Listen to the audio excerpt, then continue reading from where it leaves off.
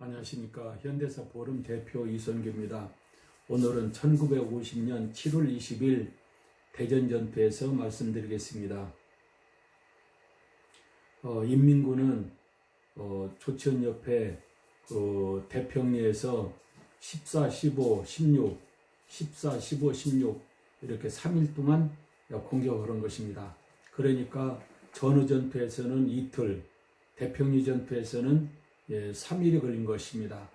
점령하는데, 그러면 이제 대평리를 점령을 했으면은 바로 대전을 공격해야 됩니다. 왜 그러냐면은 24사단 34연대는 거의 많이 이렇게 병력이 손실돼 가지고 공주 쪽으로 가고, 조치원에 있는 21연대도 많이 손실을 보고, 그리고 19연대는 이렇게 대평리에서 많은 손실을 보고 다 후퇴했습니다. 그러면 그 길로 바로 대전을 공격을 해야 되는데, 인민군은 16일 대평리를 점령하고 16, 17, 18 3일 동안 또 공격을 멈추고 먹고 자고 놀았습니다. 이것이 인민군이 참패한 가장 큰 원인입니다. 그런데 김일성은 지금 북한에서 김일성이가 작전을 잘못해서 참패했다 하지 않고 미군 때문에 참패했다. 그래서 통일을 미군 때문에 못했다. 그리고 우리가 미국의 제재 때문에 이렇게 어렵게 산다. 그러고는 그냥 미국을 철천지 원수로 생각하고 그렇게 교육을 시킵니다. 그래서 그걸로 인해서 미국 사람들은 하나로 뭉쳐서 이렇게 김일성을 김정일을 받들고 있습니다.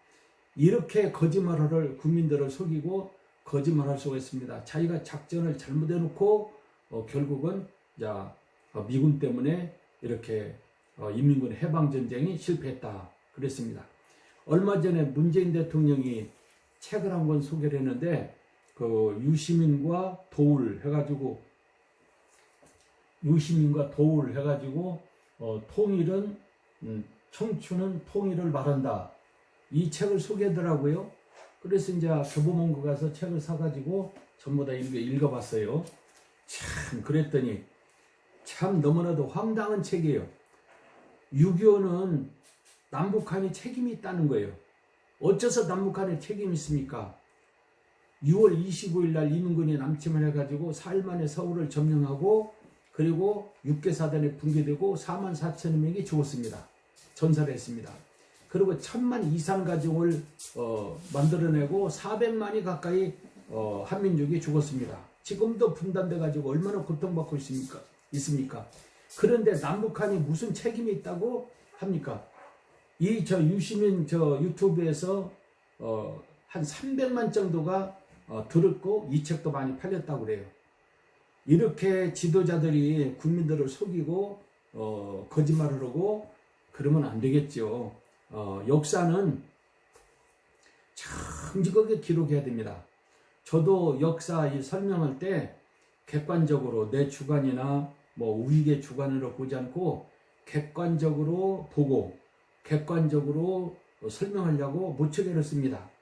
그래서 객관적으로 보아서 우리가 잘한 것은 잘 이렇게 살려내고, 잘못한 것은 반성을 해야 됩니다. 반성이란 말이 무슨 말이에요?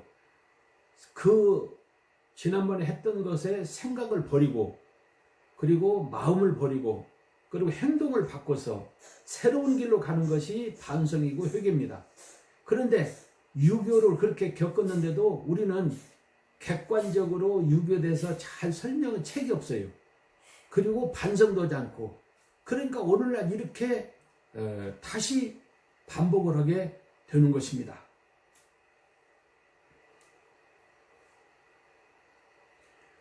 인민군은 이제 4사단은 공주를 해서 논산을 해서 이렇게 남쪽에서 대전을 공격하고, 인민군 3사단은 조천을 거쳐서 정면으로 공격하고, 이렇게 두 군데서 인민군 4사단하고 3사단이 이제 두 군데서 공격을 해서 끝장을 내려고 그래요. 그런데 24사단은 34연대는 논산근방, 공주 논산근방을 방어하고, 그리고 이제 19연대는 인민군 산사단 정면에서 방을 하고 인민군 이렇게 방하고 그리고 미군 24사단 19연대는 이렇게 정면에서 방을 하고 인민군 는 이제 조천 쪽 3사단은 정면에서 이제 공격을 하고 미 24단 19연대는 옥천, 그러니까 대전 밑에 옥천이 있어요. 옥천에서 이제 방어를 하고, 그래서 21전은 옥천, 19연대는 조치원, 그리고 이제 34연대는 논산 끝망에서 방어를 하고, 인민군 4사단은 논산 끝망에서, 인민군 3사단은 정면에서 이렇게 이제 공격을 하고 있는데, 이미 34연대도 많이 손실을 보고 19연대도 손실 보고 21연대도 손실 봤으니까 16일 날 점령했을 때 그냥 막바로 공격했으면은 그날 16일 날이나 17일 날 대전을 점령할 건데 먹고 자고 노는 것입니다. 그만큼 이제 시간을 미군은 벌어서 방어 준비를 했죠.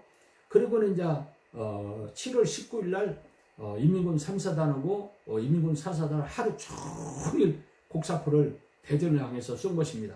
그리고는 이제 20일 날 새벽 이제 공격을 한 것이죠.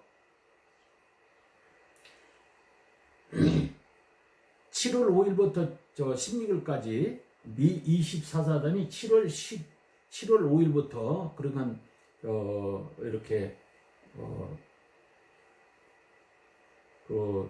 조치원 천안우에 그러니까 오산 중비령에서부터 지금 대평리 전투까지 이 전사가 1,500여 명이 전사하거나 포로가 됐습니다.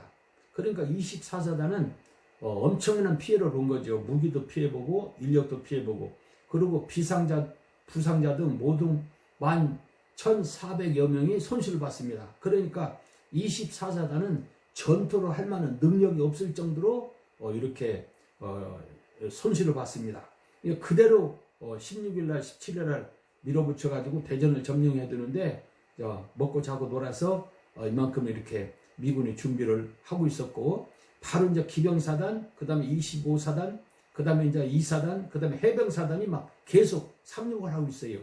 그리고 이제 대평리 전투에서 3일 동안 이렇게 대평리를 점령하지 못한 것은 미국 공군이 후방에서 막 공격을 하기 때문에 점령을 못한 것입니다. 그러면은 이미 이제 미 공군이 공격을 하고 그리고 막 몇 개 사단이 이제 상륙을 하니까 순식간에 그냥 부산까지 가야 되는데 또 자고 먹고 노는 것입니다.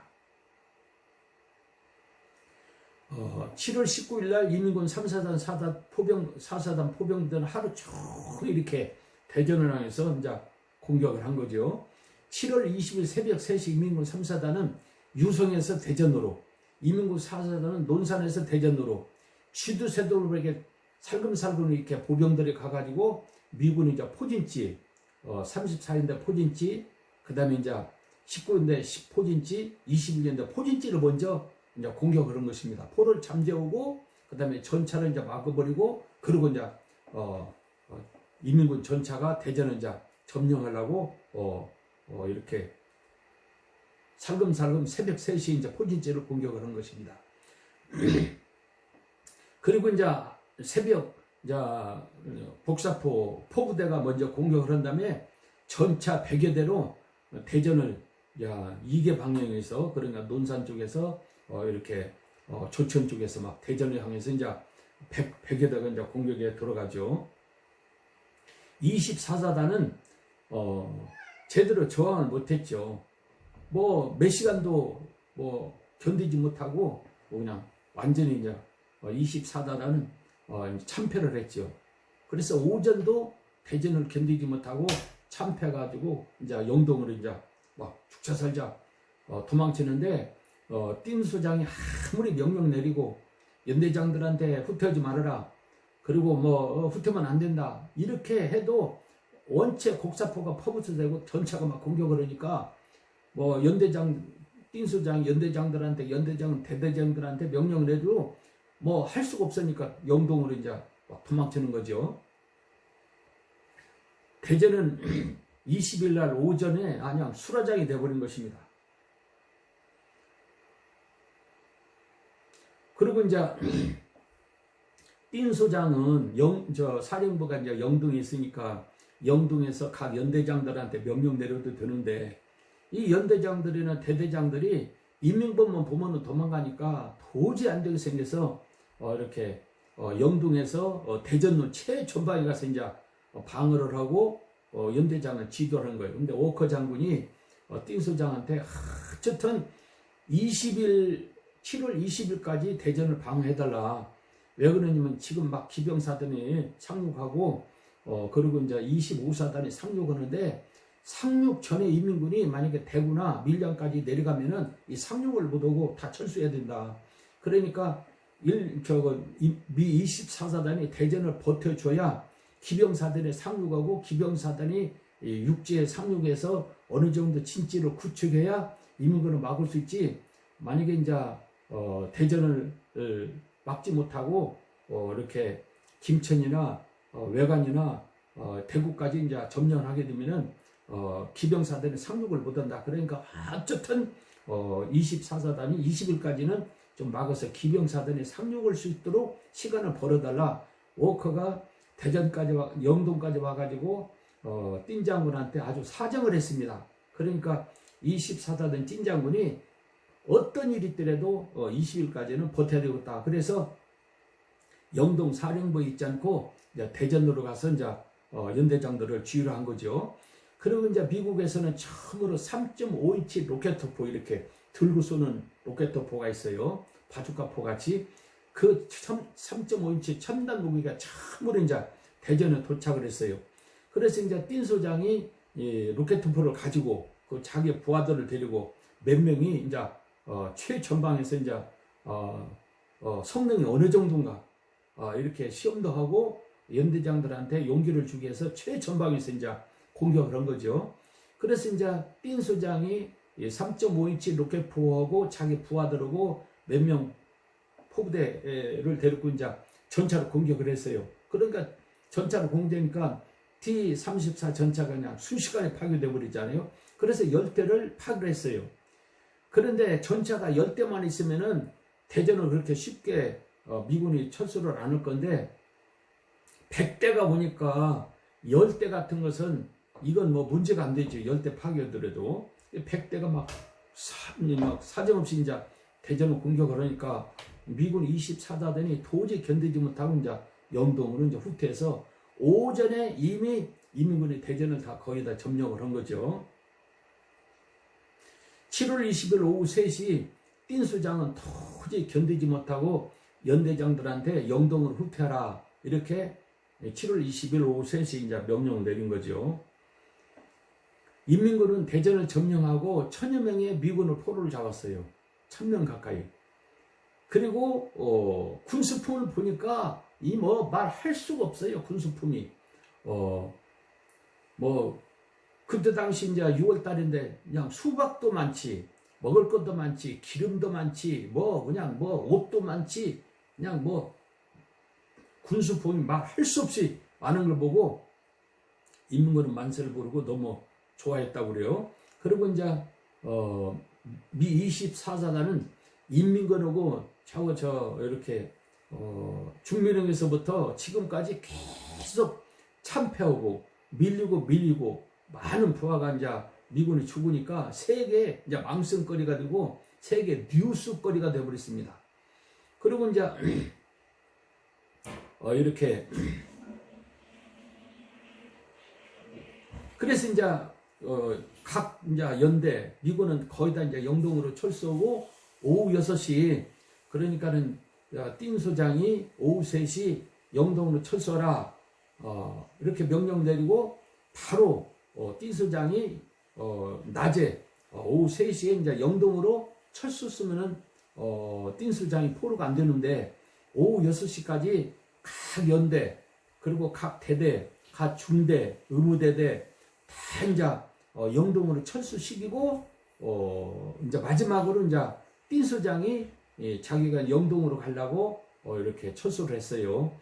그러고 보면은 참 띵 소장이 참 장군이 훌륭하다는 것을 알 수가 있어요. 자기가 살기 위해서 오후 3시에 명령 내리고 바로 그냥 3시에 영동으로 갔으면은 포위가 안 되는데 나머지 부대까지 다 철수시키고 마지막 부대가 돼가지고 이제 이렇게 대전을 떠나면서 이제 옥천으로 가려고 했는데 이미 옥천에는 이민군이 딱 버티고 있어요. 그래서 이제 옥천에서 대전으로 못 가고 이렇게 약간 남쪽으로 이제 왔죠. 그랬는데 남쪽으로 오다 보니까 이제 이렇게 밤이 돼가지고 어딘지 잘 분간을 못해요. 알고 봤더니 대전 밑에 이제 금산군이 있는데 금산군 낭월리 쪽으로 지금 가고 있는 거예요. 옥천으로 가야 되는데 약간 남쪽으로 해서 이제 금산 인삼이 많이 나는 금산으로 이제 빠져버린 거죠. 여기도 이민군 사사단 18년대가 이제 딱 방으로 버티고 있어서 이렇게 길로 못 가고 이제 산으로 이제 도망친 거죠.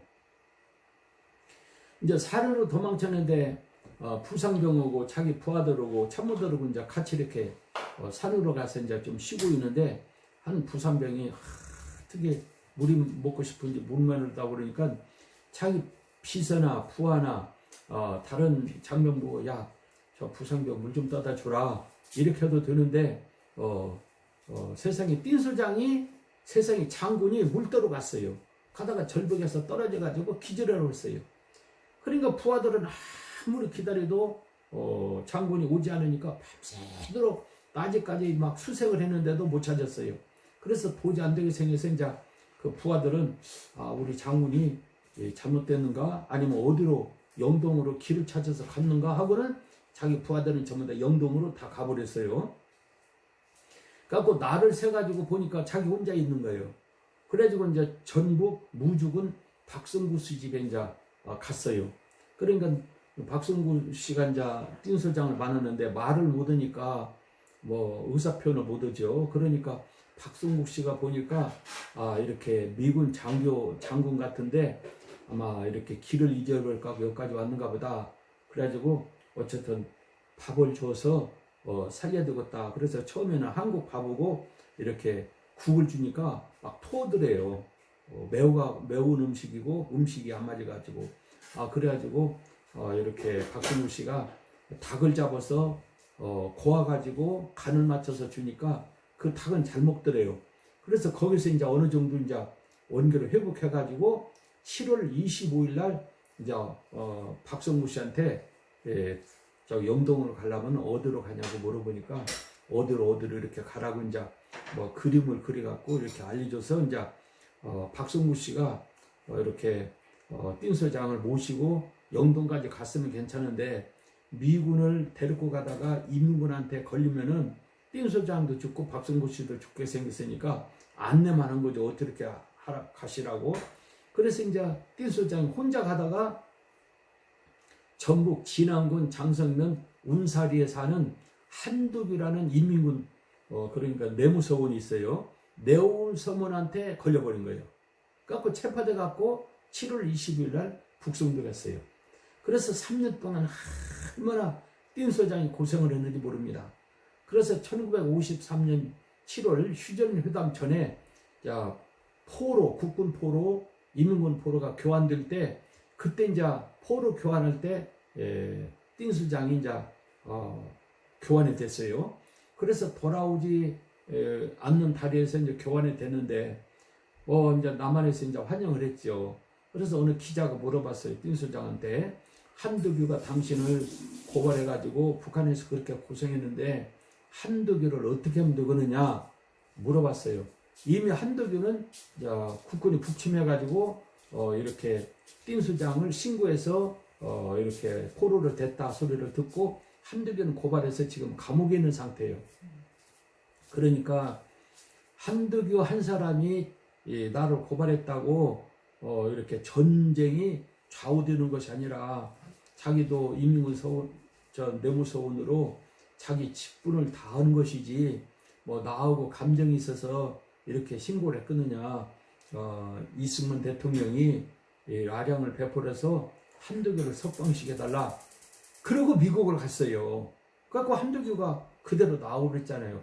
이런 거 보면은 참 띵소장이 사람이 참 너무 훌륭하다는 것을 알 수가 있어요. 7월 이제 20일 날 대전을 점령을 했으면은 20일 이제 오후 3시에 막 옥천 거쳐서 영동 거쳐서 막 대전으로 막 저 대구로 막 밀어붙여야 되는데, 세상에 20일 날 또 먹고 자고 놀고, 20일 날 먹고 자고 놀고, 23일 먹고 자고 놀고, 24일 날 대전을 점령했다고 축하를 베푸는 거예요. 참, 나는 이 전사를 연구하면서 인민군 김일성 이 작전은 도저히 이해를 할 수가 없어요. 인민군은 대전전투에서 전차 15대 파괴되고 중포가 20문의 피해를 봤으나 인민군 전사들은 별로 안 죽었어요. 그러면 인민군은 6월 20일부터 대전을 7월 20일 점령했으니까 38선에서 대전까지 25일 걸린 거예요. 그러니까 하루에 10km씩 가는 거예요. 그 좋은 무기를 가지고. 세상에 20일 날, 21일, 22일, 23일, 24일 5일간을 먹고 자고 노는 겁니다. 무슨 전쟁을 하려고 온 건지, 먹고 자고 놀으려고 온 건지, 구경하려고 온 건지 이거 알 수가 없어요. 그래놓고는 미군 때문에 참패했다, 미군이 천천히 원수다, 이렇게 말하려고 했어요. 김일성이가, 그리고 김정은이가, 그리고 저 김영욱이나, 그리고 최장집이나 박명림이나 이 좌파들은 세상에 그렇게 거짓말하고 있어요. 강정구 같은 사람은 인민해방전쟁이 미군 때문에 실패했다. 이 전사를 읽어보면은, 연구를 해보면은 미군 때문에 참패한 거라네요. 그대로 그냥 막 숨 쉴 사이 없이 대구를 공격하고 부산을 공격했으면 벌써 지금은 인민군이 남한을 점령해서 우익은 뭐 다 끝나버렸죠. 그런데 그렇게 가다시고 그리고 먹고 놀고 그러다가 참패놓고는 지금은 미국 때문에 참패했다, 이렇게 미군을 뒤집어 쓰고 있어요. 4.3 사건 그 보고서도 보면은 미군 때문에 제주도 폭동이 확대됐다는 거예요. 그래갖고는 결론에는 미군은 자유로울 수가 없다. 그리고 이렇게 오라리 방어 사건이 미군이 막 확전시켰다, 이렇게 거짓말로 보고서를 쓰고 있어요. 그러니까 좌파들은 거짓말의 전문가들이에요. 객관적으로 역사를 사실대로 쓰고, 잘한 것은 잘했다고 그러고 못한 것은 못하다고 해서 반성을 해야 되는데, 제대로 역사를 제대로 쓰지도 못하고 그리고 반성도 못하니까 오늘날 이렇게 대한민국이 혼란하고 지금도 시끄럽고 그래요. 최순실이가 잘못할 때는 우파들은 전부 다 좌파들 때문에 그랬다. 그리고 TBC 이렇게 방송국에서 손석희가 거짓말해서 일이 벌어졌다. 그리고 태극기 부대에서는 광화문에서 계속 이렇게 박근혜 심판을 잘못했다, 이렇게 고함 지르고 있잖아요. 그런데 조국 사건 났을 때는 또는 이제 좌파들은 조국은 아무 잘못이 없다. 그런데 윤석열 참모총장이 그냥 먼지 털듯이 탁탁 긁어가지고 일이 벌어졌다. 우리들은 좌파들은 아무 잘못이 없는데 윤석열이가 저렇게 하고 있다. 윤석열이가 최순실 조사할 때는 참 잘한다고 해놓고, 그리고 조국 할 때는 잘못했다고 그렇고, 우익들은 윤석열이가 최순실 막 조사할 때는 윤석열 나쁜 놈이라고 해놓고 지금은 아주 좋은 사람이라고 그러고, 이런 판단 능력이 없는 국민이 돼버린 것입니다. 그것이 전부 다 우리가 역사를 객관적으로 연구를 해서 잘한 것은 살리고 잘못한 것은 반성을 해야 되는데, 그런 일이 없기 때문에 국민들이 판단 능력이 없어서 그래요. 그래서 오늘날 혼란이 온 것이죠. 그래서 뭐가 뭔지, 뭐가 옳은 건지, 뭐가 그런 건지 국민들이 알 수 없는 세상에서 우리가 살고 있습니다. 세상에 24일 날 먹고 자고 놀고 24일 날 점령했다고 축하일을 베풀다니, 이게 부산에 나가서 24일이면은 벌써 부산은 7월 10일 날 부산을 점령해야 돼요. 그리고 7월 24일이면은 밀양이나 부산 근방에 가서 밀양 점령했다고 이제 축하를 베푸는 거 모를까? 대전 점령했다고 축하를 베푼다니 참 너무나도 한심한 일이죠. 저는 한 40년 동안 세계 전쟁사를 연구를 했는데 이런 전쟁은 지금 처음 보는 거예요. 너무나도 기가 막힌 전쟁이에요. 7월 5일에서 7월 20일까지 미 24사단 피해는 병사 2,400명이 전사하거나 포로되고, 그리고 제후 100km로 왔어요. 중명에서 이제 이렇게 대전까지 세계 이제 망신을 당한 거죠. 김일성, 김책, 김응은 만지산, 만주 빨치산 부대에서 이제 이렇게 하다가 소련 이렇게 88 여단에 가서 정보 활동만 했죠. 그러니까 김일성, 김책, 김응은 빨치산 그저 일개 중대 정도 150명 정도 100명 정도만 이끌고 왔다 갔다 하고 뭐 도망다니고 공격하고 그런 것 뿐이지 10만 대군의 보병, 그 다음에 포병, 그리고 기술을 요구하는 전차, 이것은 합동작전은 작전의 전문가가 아니에요. 효과적으로 작전을 수행을 못하고 남한을 점령할 만한 전략가가 없었어요. 그런데 김무정이가 2군단 사령관인데, 김무정이가 만약에 이제 1군단 사령관이 된다든지 김책 대신 최전방 사령관이 됐으면은 6.25 양상은 달랐을지 않을까 이렇게 생각돼요. 모태통 밑에서 포용 사령관하는 사람이 김무정인데, 그래도 2만 명 그리고 막 10만 이렇게 대병력을 이끌고 포병 사령관이 돼가지고 막 지휘를 했고, 김무정은 성격이 막 돌격형이지 앞뒤를 보지 않는 사람이에요. 그래서 전선사령관을 김책 대신 김무정을 했으면은 이렇게 전쟁을 안 할 것입니다. 그런데 김일성이가 김무정을 이렇게 전선사령관으로 하는 것은, 김무정이가 전선사령관이 돼가지고 남쪽을 완전히 점령하면은 김일성이가 위험합니다. 왜 그러냐면은 모태똥이가 연안파를 밀어가지고 이렇게 김일성을 제거하고 김무정을 북한의 수상으로 내세울지 모르기 때문에 김일성은 전선사령관을 이렇게 김무정을 세우지 않은 것입니다. 그리고 어떤 사람은 이렇게 박헌영이가 1950년 6월 28일 날 박헌영이가 서울에 와가지고 중앙 뒤에 민가에서 총 지휘를 했다고 그러는데, 그건 절대 아닙니다. 김일성은 이렇게 박헌영이가 서울 가서 박헌영에 의해서 남쪽이 통일돼 버리면은 박헌영의 세력이 커질까 봐서 박헌영을 절대 서울의 남쪽에 보내지를 않았어요. 서울에다가 평양에다 가둬놔 버렸죠. 그리고 이제 서울시 인민위원장이 이승엽이가 된 것입니다. 그런데 이승엽은 그때 이제 서울의 지도자는 정태시, 박합동인데, 이승엽은 정태시, 김태식을 지도할 수가 없어요. 정태시, 박합동이가 이승엽 말을 듣지 않습니다. 파가 다르기 때문에. 그리고 이승엽이가 김일성하고 가깝다, 이걸 알기 때문에 협조를 하는 것입니다. 그래서 서울에서 폭동이 안 일어났어요. 만약에 이승엽이가 안 내려오고 박헌영이가 내려와서 남자당 총쥐했으면은 폭동이 일어날 가능성도 있었어요. 그래서 폭동이 일어나서 만약에 이제 인민군이 남한을 점령해버리면 박헌영 세력이 커지니까 위험하죠. 김일성이가. 그래서 박헌영을 내려보지 않았습니다. 그런데 어떤 사람들은 이제 박헌영이가 서울에 왔다 그러는데, 그것은 잘못된 사고방식입니다. 김일성은 얼마나 무서운 사람이냐면은, 남로당이 북한으로 많이 갔어요. 한 5,000명, 10,000명 이렇게 많이 가는데, 그래서 이제 금강학원이라고 그래서 학원을 조직해서 유격대를 조직했는데 2,400명이요. 그리고 이제 2,400명이 이렇게 10번에 거쳐서 태백산을 거쳐서 이제 내려왔죠.